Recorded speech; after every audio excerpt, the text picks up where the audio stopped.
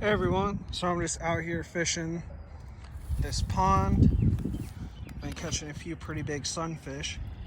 And I wanted to show you guys a tip that I know to keep your fish good for a while. It's sort of like a Livewell situation, but it's a little more conducive for like a backpacking or camping setup where you don't want to carry a lot of stuff and you have pretty marshy, soily channels like this. So yeah, let's get this guy back in the water and I'll show you how that's done.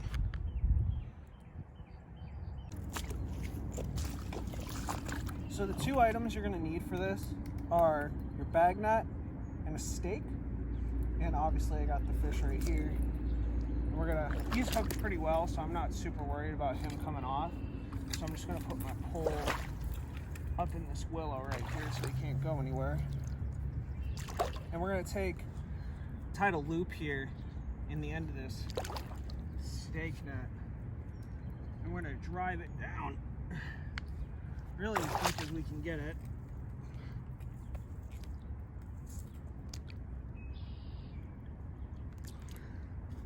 Yeah, that's not going anywhere.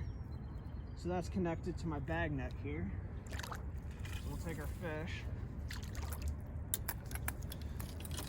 get him unhooked.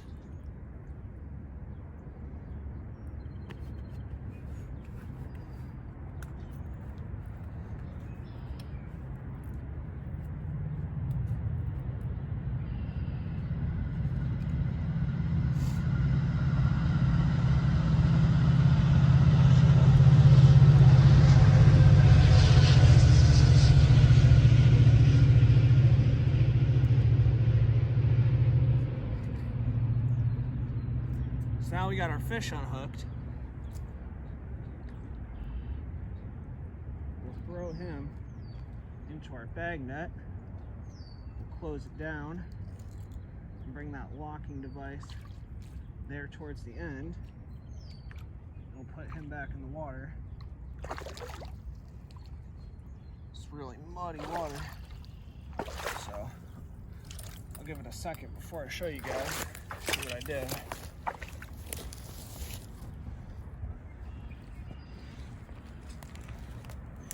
Alright, so we got our stake, then we got our bag net here that's locked, we got our fish inside of it, and obviously he can't really swim against the stake too hard, but it's going to keep him alive for quite a while, really.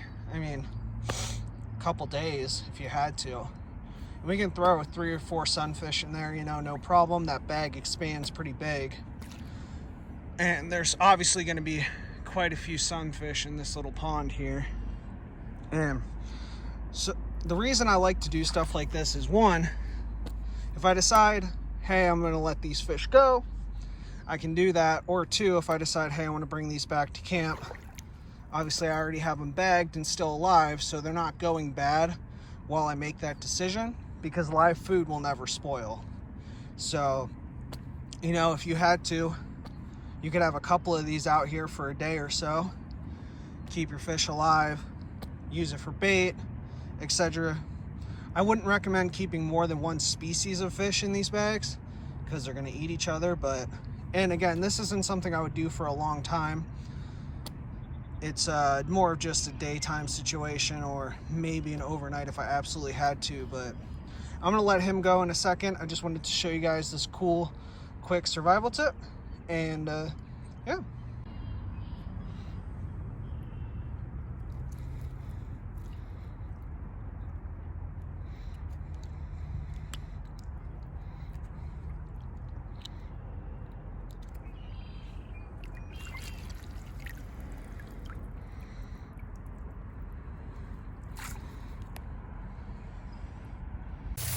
So I was walking out of here, and something caught my eye from a distance.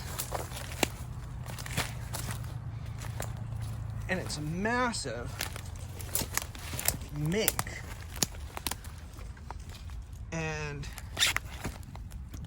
mink are fairly common in this area, but it's pretty rare to find a dead one, especially one this fresh. If we flip it over, we can kind of get a better idea of how fresh it actually is. Find a stick that actually will do it.